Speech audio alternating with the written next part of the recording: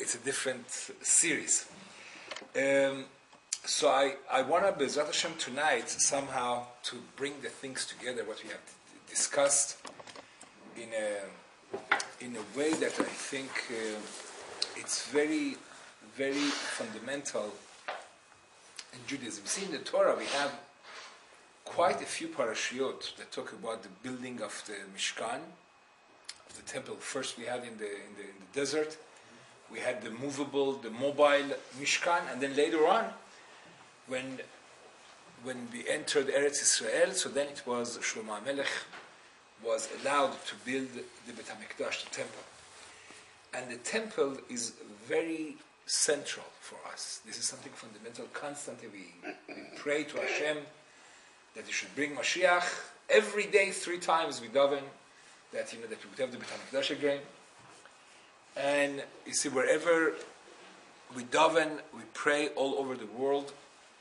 We face Yerushalayim, and if we are in Eretz Israel, also if it's in north, so they daven, they pray to the south, from south to north, towards Yerushalayim. In Yerushalayim itself, we face Bet HaMikdash, the temple, the Kotel HaMa'aravi, right? And if a person is praying in the Temple Mount itself, so then we face the Holy of Holies. So it plays a very, very central role in Judaism. So we have to realize what was in Kodesh HaKodeshim, what was in the Holy of the Holies, the holiest place. If you go to the tunnels, right, I would highly recommend it next time to go if you haven't been there yet. When you go to Yerushalayim, you go to the tunnels, that it's on the left side of the Kotel. It's beautiful. They have continued the Kotel all the way, and when you go through there, you come to a place that they tell you that this is the closest place to Kodesh HaKodeshim. And that's it's like 30 feet. 30 feet. You could be standing 30 feet away from the Holy of Holies, that the Kohen Gadol would have permission only once a year to enter there. That's where the Shekhinah, Hashem's presence, was evident. And it's really, you get emotional when you go there. How do they know that? Because we have the diagrams of the Mikdash. So, in the Holy, and really, if you go there, if you want to daven, if you want to pray, this is the best place. Because you can't get any closer than that to Kodesh HaKodeshim. Even if Bet HaMikdash was built, we couldn't get any closer because we are, this is only for Kohanim to go to that area, but this is the closest we could get. So, in Kodesh HaKodeshim, in the Holy of Holies, we had, what do we have there? We had the Aron, the ark where the tablets were, the Shtei Luchot HaBerit, the intact ones, and also the broken ones, and there were some other items. And on top of it, we had the Kruvim. We had the two angelic, made of pure gold, hovering over the Aron. So these two kruvim, one of them was the shape of a little boy, and the other one was the shape of a little girl. And you see, it's very symbolic. You see what you have there. It's they say the reason. It basically, the Gemara tells us that in the Holy of Holies, what did you have there? You have the husband and wife. They were made in a shape of little kids, also to give us another message how important kids are in Judaism and Jewish education is in Judaism. But basically, the Gemara tells us that in the Holy of Holies, what we had was a husband and wife facing each other. And you see, there are a lot of messages about Bet HaMikdash that really they give us lessons about married life, because in Judaism this is fundamental. This is central. In the Holy of Holies, where the Shekhinah dwelt, this is where you had this husband and wife, so to speak, right? Looking at each other and looking down towards the tablet, so to speak, get energy, to get teachings from the Torah and implying it to their lives. I mean, I don't think Hashem could have given us the message of, the centrality of the relationship between husband and wife in a more any more striking way. And there are a lot of lessons about Shalom Bayit that really, right, we could learn from Bet HaMikdash, because this is the message. This is one of the messages. I mean, obviously, Bet HaMikdash, we cannot a lot of things that have to do with the rituals, etc. It's Kabbalah, but according to the Pshat, to the simple understanding, the messages are very fundamental. So let's tonight I would like to dwell on some of these messages, some of the messages of Bet HaMikdash, right, and how we could bring it down, to the practical level, to learn lessons about, to improve our relationships. You see, first of all, we have to be familiar with the structure of Bet HaMikdash. Before you would enter the Kodesh HaKodeshim, the Holy of Holies, I have a picture here that maybe I could show it to you. You have it on the cover of this also. See, I don't know if you could see it. This area that we have here on the cover, this is holy. It's Kodesh. It's a chamber before the Kodesh HaKodeshim, Holy of Holies. Wow. Right. So you see this curtain. Behind this curtain was Kodesh HaKodeshim. Behind this curtain is Kodesh HaKodeshim that Kohen Gadol would enter only once a year, and there you have the Aron, and you have the Kruvim on top of the Aron. So that would be behind this curtain. But before you come to Kodesh HaKodeshim, here in Kodesh, there was the menorah, and there was a small mizbeach. There was a golden altar, right? And you see, each one of these has symbolic, symbolic meanings to us. You see, the shulchan, the table that was there, represented really parnasa, making a living. The menorah represented, among other things, it represented science. Like the menorah had 7 branches, and the middle one is Torah, and then you have 6 other branches. And they symbolize the 6 major sciences that you have. What is Hashem telling us? Hashem telling us, look, in your life, your parnasa is important. How you make a living, that's the shulchan. That's a table. Right? And also education is important. That's a menorah. But you have to realize that the first priority, beyond and above your career, your education, and your parnasa, is the relationship that you have with your wife. Wow. This is in Kodesh HaKodeshim. This is in the Holy of Holies. See, there are a lot of people that they don't have these priorities, right? To them, right? They don't, to have the priorities right is really the fundamental of creating the proper relationship. We have to realize that all these, like the education, making a living, etc. It's all right in order to cater to the most important thing, which is the relationship and the family life that is represented symbolically in Kodesh HaKodeshim, in Holy of Holies, right? So this is first. What's Keruvim? The Kruvim are the two angels, like two golden. I think in English they also say Kerubites, something like that. Okay. Translate it, right? Let me see if I could show you a picture of that. Yeah, but we can see what it is. Yeah, this is here. Here you have.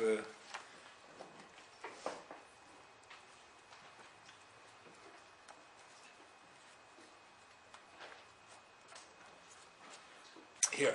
These are the kruvim. You see, these are the kruvim, right? And this is the aron where you have the tablets. So this would be behind the curtain in that picture. This is in Kodesh HaKodeshim, right? And then in the Kodesh, in the room that would be before Kodesh HaKodeshim, there we had the shulchan, right? This was the shulchan, and it had, on top of the shulchan, we had lechem apanim, the 12 breads, and we had the menorah. Menorah is also the symbol of the state of Israel. Right, the menorah, this was, right, in Kodesh. These two items were in the Kodesh, and as I said, the menorah and the shulchan, they would represent, menorah, among other things, represents science, education. The shulchan represents its bread. That's a career. And each one of them has, I don't want to go into it, each one of them has a lot of symbolic, like for instance, the shulchan, which represents parnasah, making a living, was made from wood with gold trimming, pure gold trimming. And the message is, in your business, you should try to expand. Wood is something that grows and expands. So Hashem tells you, that's why Jews all over, wherever they are, they are that financially they strive to do very well, because this is a message in the Mishkan. Wood expands, but that expansion has to be with pure gold trimming. It has to be kosher money, right? It has to be the trimming was all pure gold. You don't want to get any non-kosher money in your business, right? So this is shulchan. Menorah, we said, the menorah is different sciences, and you see all of them, these different branches of science, all the flames would be turning towards the middle one, which is the Torah, meaning that all the other sciences, a person should study science in order to learn Torah better, to get to know Hashem better.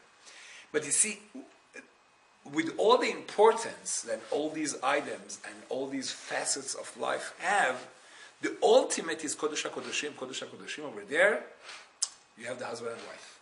There you have, these two, facing, and the Torah tells us they should be facing each other. Facing each other means communication, right? It's communication with each other, which we elaborated a lot on in this series, right? Spending time with each other and face to face, and at the same time, right, as we see also in this diagram over here, these kruvim would be looking down to the luchot, to the tablets, so to speak, from there to get to get the messages, to apply the messages of the Torah, right, in their daily lives, right.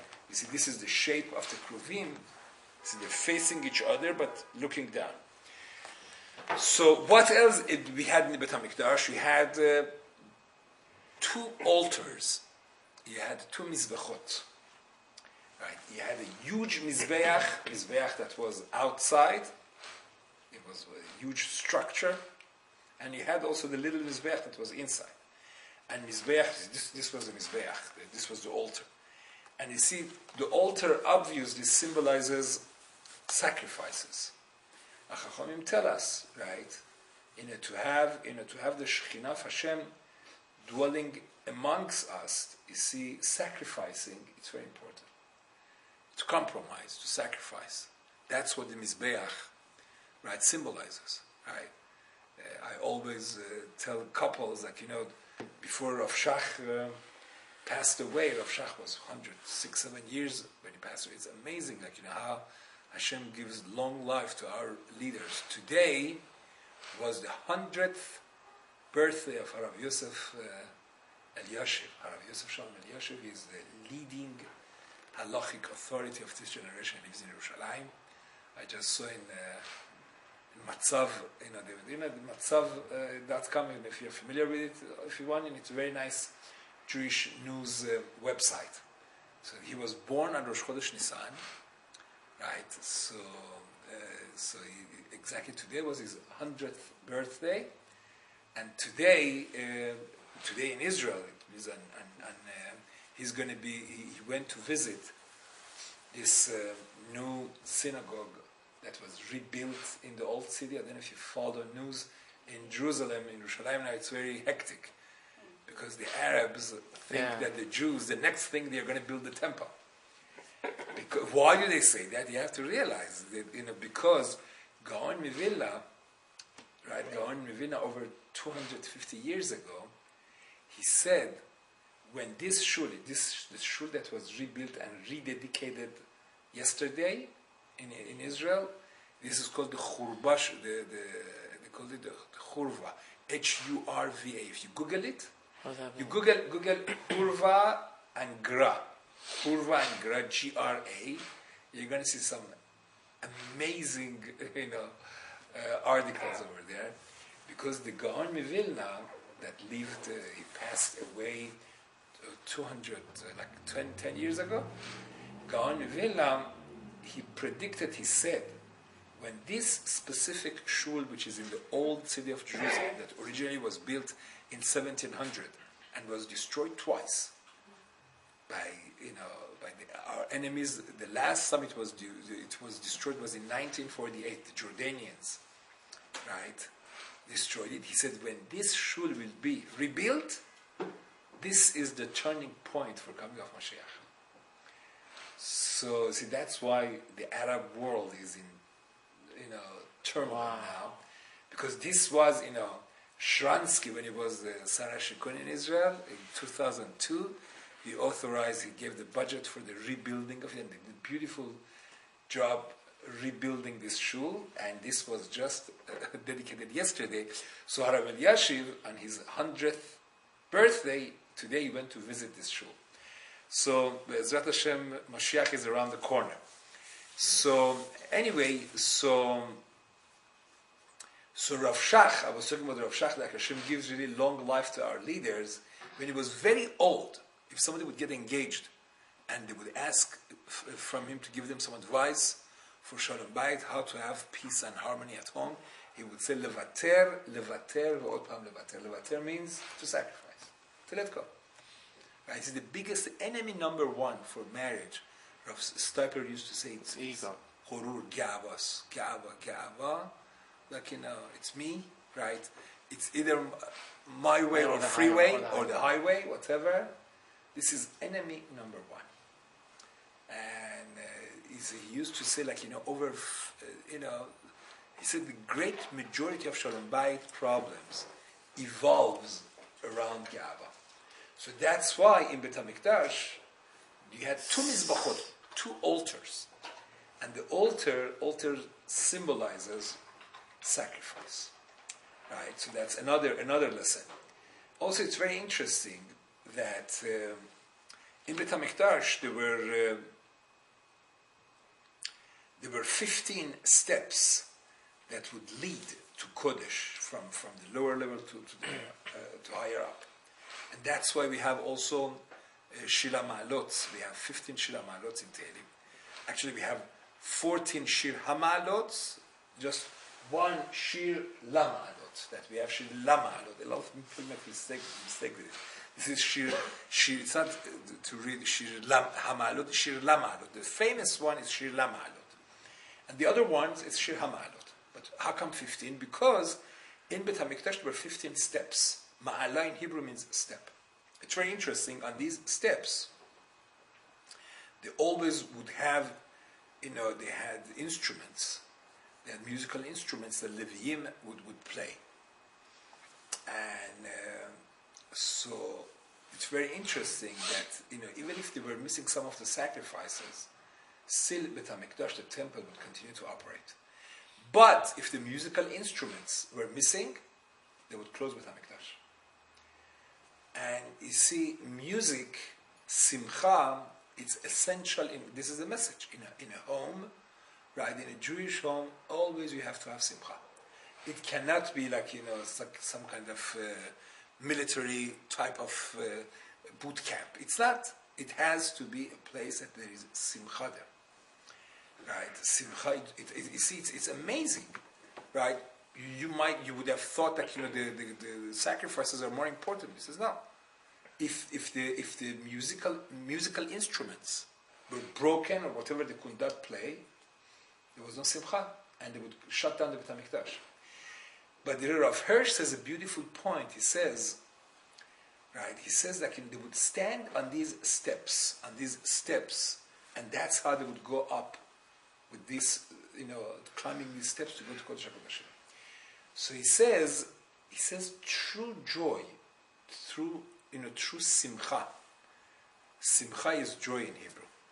And by the way, if you look at the shape of the menorah, you have the menorah there, and A lot of people have this shape of the menorah with the lamnatseach. Yeah. Big This is I have a few tapes on that. This is very kabbalistic. It's very deep. But you see, there are 7. They have written the lamnatseach. There are 7 branches there. Yeah. The middle branch is simcha. If you look, ismachu v'ranenu. I don't know if you could see it. Maybe afterwards you could look at it. Right. The middle branch over there, which represents Torah, is simcha. Right. Simcha. It's a Jewish. It's a mitzvah.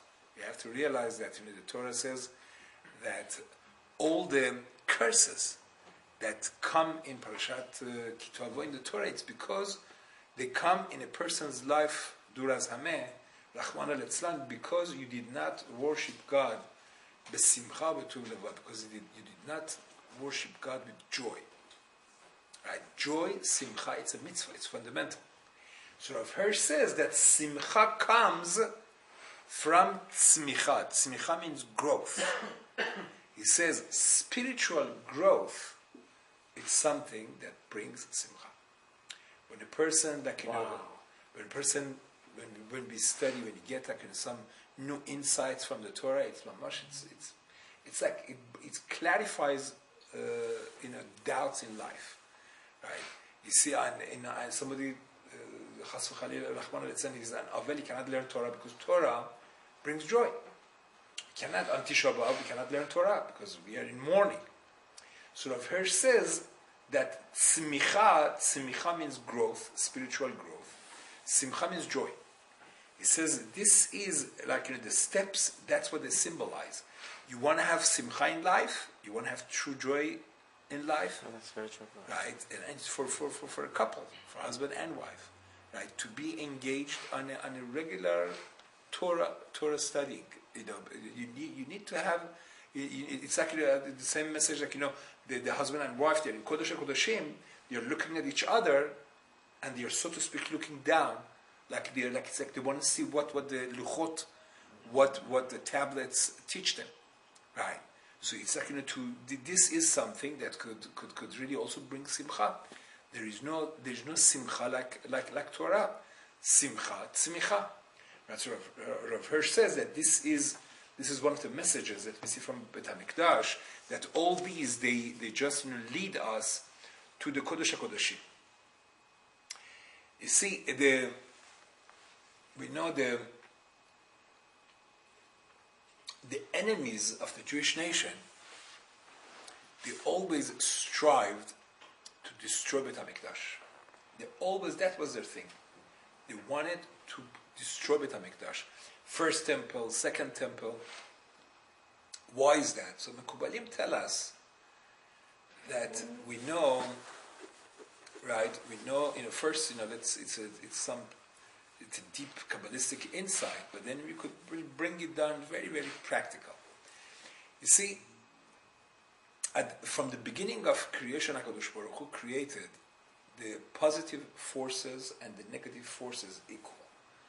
Right? Shlomo HaMelech says in Tehillim, Ze leumat ze asa Elokim. Hashem created the positive and the negative forces equal to each other, in order for us to have free choice. For us to have free choice, right? We always need the positive forces that that draw us towards positive, towards mitzvot, and on the other hand, we need the Satan. We need the negative forces to distract us. And these forces need to be equal, and then if you make the right choice, so then we deserve rewards. So that's why the Satan, which represents all the negative forces, always would strive to strike where Kedusha is. Wherever there is potential for Kedusha, right? Wherever there is potential for Kedusha, the Satan is going to bring its forces right there. You have to realize that, right? And that's why always, all the good things in life that are worth something, they don't come easy. If there is no pain, there is no gain. All good things in life. Why? Because the Satan is there to put stumbling blocks. I told you, like, Meir Shapiro Lublin says, when Avraham Avinu wanted to sacrifice Isaac, Yitzchak, right, it says that the Satan did all kind of gimmicks to stop Avraham Avinu from doing that. He became like a mountain, became like a valley, you name it, right? He would do anything. He didn't want that to happen. Ultimately, Avraham Avinu is about to do Akedat Yitzchak, and a voice tells him, don't. A heavenly voice tells him, don't kill Yitzchak. God, you see that ram that is entangled in the tree, right? Take that ram and sacrifice it. So Rabbi Shapiro Lublin says, how did Avraham Avinu trust that this heavenly voice is not the Satan trying to mislead him? Maybe it's another gimmick of the Satan. So Rabbi Shapiro says because he saw that the ram was entangled, and he knew whatever the Satan does goes smoothly. If it's entangled, it cannot be Maaseh Satan. Right? 30-some years ago, when I was in Italy, I was dispatched from my yeshiva to go to help people to get visas to come to America. So I was honored to spend some time there with Chacham Netaneli. As a matter of fact, Chacham Netaneli, we were in a hotel. I gave him my bed. I was sleeping on the floor, and Chacham Netaneli was sleeping. It was somebody else. We were there. So at the time, I had gone there because there were a lot of young people that had come out and they wanted to come to the yeshiva, to America, whatever. And we had a lot of problems. They stopped issuing visas. It was a big mess. So I asked Chacham Netaneli, why does this have to happen? So he said, that shows this is a holy mission. He said, if it would have been smoothly, right, I would be worried. The people think always the opposite. But you see, you have to realize, right? You have to, it's why? Because wherever there is holiness, wherever there is potential for something positive and constructive, the Satan was created for this. To come and to put stumbling blocks. That's why in the Tefillah also we daven, we pray to Hashem, please remove the Satan milefanenu u'milacharenu. Shmor v'aseh Satan milefanenu u'milacharenu. What does it mean? Because before we want to do a mitzvah, the Satan tries to put stumbling blocks in front of us. And after we do a mitzvah, he says, okay, we did it, so what? He wants to give us cold feet not to do it next time. What did you accomplish? What it was all for no use, right? This is why the Satan was created. And the Satan was created, and the Satan would not rest till he would destroy the Beit HaMikdash. He caused the first temple to be destroyed, the second temple to be destroyed. So Chachamim tell us that also we have to realize, since married life, living with peace and harmony, it's mamash, this is the essence of Beit HaMikdash. There is always a Satan out there. The Satan is there to try to destroy it. It could be all kinds of means, right? Because, and you see when he's successful, God forbid, when there is a couple, that they get, the things go sour and they get divorced, it becomes so ugly. It becomes like hell, right? This is what he is out there to do. He cannot see a lot of times what really causes lack of shalom bayit. I mean, it's not that we should not take we shouldn't take responsibility for our shalom bayit, right? People come to me and say, I have shalom bayit problems. So could you please check my ketubah? I tell them, look, I'll gladly check your ketubah, but you have to realize, checking, fixing your ketubah is not going to bring you shalom bayit. You need to have a kosher ketubah. Shalom bayit, it's something that you need to work on. Wow. Right? Don't, start, people like the easy way out. They like the easy way out. They think, they want to blame everything on the mezuzah and the ketubah. They think, just fix the, it's like, whenever you see a big tzaddik comes or something, everybody lines up to get bracha. It's beautiful. Always a person should get the bracha. But to think, this is, Rav Ben David, Sheikh Yad Shlita, he always says, he says, what was the difference between Yaakov and Esav? Both of them would eat meat, would eat steak. Yaakov Avinu was a shepherd. He would work very hard, morning, day and night, and okay, so once in a while he would have steak also. Esav was a hunter. He wouldn't, he doesn't work hard. 2 minutes, you hunt the animal and you want to eat. That's the difference between Yaakov and Esav. Esav is lazy, he doesn't want to work. Yaakov Avinu realizes that good things in life you have to work on. And the same things with Shalom Bayit. Shalom Bayit needs to be a priority. It's Kodesh HaKodeshim, right?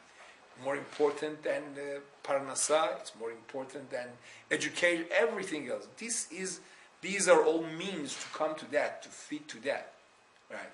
But we have to realize, just with changing the ketubah and the mezuzah, this and that, getting a bracha, these are all good and proper. But you see, it's something that needs to be worked on, and we have to realize that Satan does play a major role in trying to disturb Shalom Bayit. There is a Gemara that says, maybe I think we spoke about it last week. I don't remember. I don't have my notes here. The Gemara says that it was this couple that every Friday they would get into fights. So Rabbi Meir went. He said, he came to their house and said, I'm going to come down and make sure that things are going to be civilized and you guys don't get angry and stuff. So he did that twice, and the third week they heard a voice that was the voice of the Satan that said, "Oy vey to Ploni," that was kicked out of this house. So we see that there is such a thing that Satan cannot see.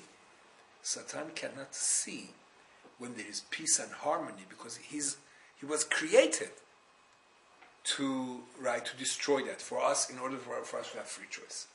And being aware of that, it's important. Being aware that there is a Satan also playing there. It's important to see that he's out there to destroy the Beit HaMikdash, and we have to realize that the ones that destroy the Beit HaMikdash are the biggest enemies of the Jewish people. And the same is true about people that disturb the peace and harmony between in a house, between a couple. This is they are not any less than Nebuzaradan and Nebuchadnezzar and the ones that destroy the temple. Unfortunately, a lot of times these are relatives. That they are relatives, in-laws, whatever, friend, whatever, with all kinds of lashon haras, etc. They disturb the Shalom Bayit. And you see, by the way, that's one of the reasons that one of the 10 zechirot, there are 10 things that every day we are supposed to remember. One of them is Maaseh Miriam. So now, what happened with Miriam? Miriam said Lashon Hara about Moshe Rabbeinu. So obviously Hashem wants to tell us Lashon Hara, you have to be aware of it, and this is something that needs a daily reminder. But the interesting thing over here is that, what kind of Lashon Hara are we talking about? Here, what happened? What was the story? When Eldad and Medad started to prophesy, so Tzipora, the wife of Moshe Rabbeinu, was standing with her sister-in-law, right? Aruso Charshua, right? Tzipora is the sister-in-law of Miriam. Miriam is the sister-in-law. They were talking. So Miriam told Tzipora, what are you, because but these Eldad and Medad started to prophesy. So Tzipora said, I really have pity for their wives. So Miriam said, why do you say that? Tzipora said, because Moshe Rabbeinu, me and Moshe Rabbeinu, we are like roommates. We don't have anything to do with each other. She said, why? He said, that's because any minute Hashem could talk to him. So Miriam said, what? I'm also a Navi, and I don't have those kind of situations. So she said Lashon Hara about her brother, Miriam. So the Mefarshim say, and Hashem says, remember that. And Hashem punished Miriam for saying Lashon Hara. Publicly she was embarrassed. And Hashem wants to give a message. A lot of these Lashon Haras come from families. It comes from in-laws, outlaws, brother-in-laws, sister-in-laws, etc., etc. All the time. And the message is unbelievable. And unfortunately, you see, I see in our community, there are two big enemies of Shalom Bayit. One is what we spoke about in these classes a lot, anger. Anger is probably enemy number one, because we said that the Gemara says when anger enters a house, it's like you have worms in sesame seeds, nothing is salvaged. And the other enemy is in-laws. Yeah. It's really, it's a big problem, and a lot of, Baruch Hashem, some of them are, I guess they daven every day. It says, Zuchor Ma'aseh Miriam. Hashem says, remember the Ma'aseh of Miriam. Miriam, she meant well. She thought she could patronize her younger brother, what he should do and what he should not do, what is Shalom Bayit. But he was wrong. She was wrong. Don't interfere, right? In-laws or all kinds of in-laws, their contribution should be only if they are asked. Even then, they have to see if it's only for something constructive purposes. They could have an input. Otherwise, they should be there just as to be respected, etc. A lot of times, it's really these kind of the interventions from in-laws, right, are destructive, and unfortunately, you see, people don't want to get the message, right? There have been a lot of couples that I told them they didn't listen to me, most of them, that I told them to save their Shalom Bayit, they should move out of town, they should move out of state, whatever, if they want to really salvage the marriage. Because this is a biggie. The in-laws, outlaws issues.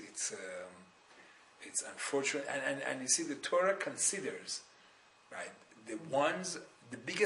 our biggest enemies were the ones that destroyed Bet HaMikdash. And Shalom Bayit between husband and wife, it's not any less than a Bet HaMikdash. Whoever, right, has negative contribution to that is comparable to our biggest arch enemies. See, it's very interesting. We get that lesson also from Hashem. We see that when Hashem gave the message to to Sarah Imenu that Sarah is going to have children, right? So Sarah laughed and she said, Adoni Zaken. She said, my husband is old. Avram Avinu was almost 199 years old. So Hashem came back to Avram Avinu, and Hashem changed what Sarah had said. Sarah had said, Adoni Zaken, that Avraham, my husband, is old, but Hashem was afraid that if he tells Avram Avinu that Sarah said that her husband is old, the Shalom Bayit is going to be stirred. So Hashem said that Sarah had said that she is old. So Rashi says from here you see that even Hashem changed the words, right, like a white lie, so to speak, in order, right, to preserve the Shalom Bayit, the peace, the harmony between husband and wife, between Avraham Avinu and his wife and Sarah. You see how far it goes. That for the sake of Shalom Bayit, Hashem has, So I always say it's not appropriate if a husband comes home late, and who knows where he was, and when his wife says, "Where were you?" He says, "I was in a shiur, I was in the kollel studying, etc." And you say, "Oh yes, because Hashem also changed. For Shalom Bayit, you're allowed to lie, chas v'chalila, right? This is always only the one who changes the word cannot be a beneficiary of that, right? Like Hashem. So, but it gives a message that to what extent this peace and harmony between husband and wife is fundamental, and it's interesting. Just two more points. It's interesting that the Gemara says when that when a husband gets divorced, a husband and wife get divorced, It says the Mizbeach, the altar cries. Right? The altar cries. HaMizbeach boche. So why is that? Rav Pam Zatzal used to say because the altar, the Mizbeach, is used to see all kinds of sacrifices, to see rams being sacrificed, oxen being sacrificed, birds being, but it never saw children being sacrificed. And when a couple gets divorced, who is being sacrificed? Is the kids. The kids are sacrificed. So that didn't see. And it's interesting that it's Mizbeach. Mizbeach, so I was thinking, because Mizbeach, as we said, it's a symbol of compromising and sacrificing. Apparently, they didn't want to do that. Apparently, this couple didn't want to really let go and sacrifice, and that's what it brings, right? That's the outcome. So we spoke about this during the course of these 9 lectures. That yes, get is also one of the divorce is also one of the commandments of the Torah. But that's, as we said, it's only if there's no other way. Every avenue, every option has to be exercised. So this is something to bear in mind. And ultimately, I just heard a beautiful point from where Levi Chaim was telling me b'shem Rabbi Yochanan Zweig that the parasha of this week, it says when they were building with HaMikdash, it talks about Hamarot HaTzovot. Hamarot HaTzovot was that when they wanted to build the Beit HaMikdash, the ladies brought their mirrors, what? Last week. Right, I can't put it right. Hamarot HaTzovot, it was a question of the week also, I used that. Hamarot HaTzovot. So it says Hamarot HaTzovot, those mirrors, when the ladies, from their toilet table, whatever, from their makeup thing, they brought, these were made of brass, whatever, like mirrors those days. Oh, wow. So they contributed that to the Mishkan. Moshe Rabbeinu didn't want to accept it. Moshe Rabbeinu said, what? Things of cosmetics I'm going to use in the Mishkan. But Hashem told Moshe Rabbeinu to take it.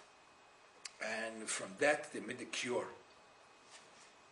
So they say what did they use these mirrors for? So Rashi brings that when the Jews were in Mitzrayim, in Egypt, and they were all despaired, they thought there's not going to be a Geula, etc. They didn't want to even have a family life. So the ladies, what do? They would use these mirrors, and when the husband would come, they would look at each other in the mirrors.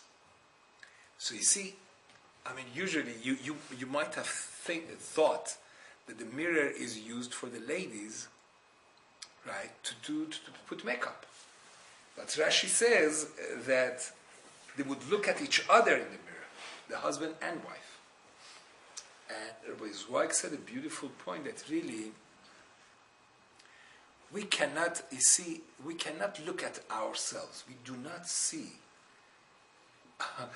our own shortcomings, etc., etc. We don't see it. Ein Adam ro'eh, and nobody could see his own shortcomings. Looking at the mirror, right, when husband and wife together look at the mirror, it's certain intimacy that through that you could see yourself. You could really see yourself. You could find yourself. You could get to know yourself through looking at this, at the mirror.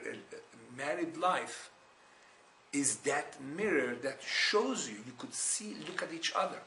Not everybody look at. Why are she saying that they would look at each other? Because in that context of marriage, we really get to know ourselves better, right? And ultimately to grow through their relationship, right? Hashem said the woman is Ezer Kenegdo. Ezer Kenegdo means being a helpmate by giving an opposing view in a loving relationship. Right? This is how, we do not, the constructive criticism, it's something that we grow from. And this is something that really in a proper relationship, it could come about, and that's symbolized by this item that they used for the cure in Bet HaMikdash. At any rate, this is this Bet HaMikdash is something that we are looking forward to its building. But you see, it says first when we'll build the Bet HaMikdash within our homes, Be'ezrat Hashem, that Bet HaMikdash in Yerushalayim also is going to be built. And maybe it's symbolic that this is just happening when this new old shul was rebuilt, right, in the old city in Yerushalayim just this week, right? This Churva synagogue. It's very symbolic that Be'ezrat Hashem we should implement a lot of these lessons from Bet HaMikdash in our daily lives, and through that to merit to the building of the real Bet HaMikdash in Yerushalayim soon. Amen. Any questions, comments? Yes. Turn this on. Yeah, you could turn it on. Yes. ممنون از کلاس.